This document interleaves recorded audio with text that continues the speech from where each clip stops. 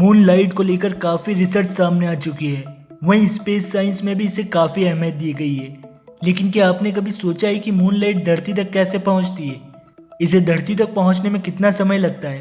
अगर नहीं तो आज हम आपको बताते हैं आपके मन में उठने वाले ऐसे ही कुछ सवालों के जवाब। सबसे पहले जान लेते हैं कि मून अंधेरे में चमकता ज़रूर है, लेकिन उसकी अपनी कोई लाइट नहीं होती।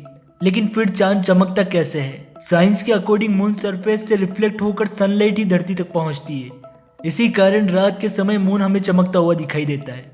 इससे ये बात क्लियर है कि सीधे चांद से कोई रोशनी धरती तक नहीं आती, बल्कि सनलाइट मून से रिफ्लेक्ट होकर हमारे ग्रह तक पहुंचती है। इसी रिफ्लेक्शन के कारण चांद भी चमकता हुआ दिखता है। अगर मान ले कि मून लाइट ही धरती तक पहुंचती है तो इसे पहुंचने में कितना समय लगता है? तो चलिए जानते हैं। चांद से पृथ्वी की डिस्टेंस 3,84,400 किलोमीटर है। वहीं लाइट स्पीड 3 लाख किलोमीटर पर सेकेंड होती है।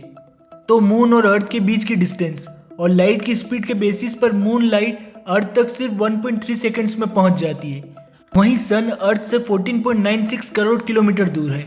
इसी कारण सनलाइट को पृथ्वी तक पहुंचने में लगभग 8 मिनट 16.5 सेकेंड लगते हैं।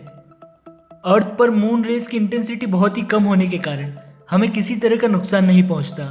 कई बार चांद के चारों ओर इंद्रधनुष की तरह रिंग्स भी नजर आते हैं। इसे हेलो रिंग कहा जाता है। लेकिन आपने कई बार देखा होगा कि रात में दिखने वाला चांद दिन की रोशनी में भी दिखाई देने लगता है।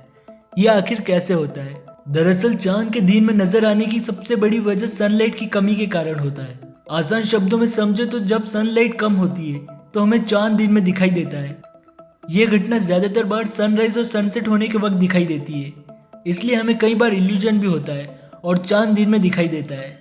इसके पीछे का साइंस समझो तो हमारे एटमॉस्फेयर में गैस के कुछ पार्टिकल्स घूमते रहते हैं। इनमें नाइट्रोजन और ऑक्सीजन लाइट स्प्रेड करते हैं और कई कलर लेयर्स भी इमिट करते हैं।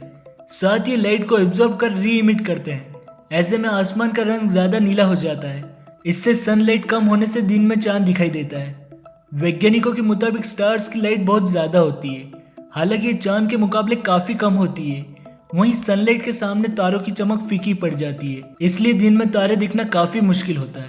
अब सवाल उठता है कि चांद रोज पूरा गोल क्यों दिखाई देता है? इसका आकार घटता बढ़ता कैसे रहता है? दरअसल चांद धरती का एक चक्कर 30 दिन में पूरा करता है। इस दौरान वह एक बार पृथ्वी व सूर्य के बीच में आता है, तो एक बार पृथ्वी के पीछे की ओर, और पूरे चक्कर के दौरान वह सूर्य और पृथ्वी से अलग अलग एंगल बनाता है। इसी तरह अलग अलग एंगल्स के कारण चांद के अलग अलग आकार दिखाई देते हैं और यह हमेशा एक जैसा नहीं दिखाई देता।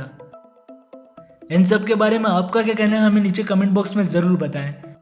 और ऐसे ही वीडियोस के लिए हमारे चैनल को सब्सक्राइब ज़रूर करें।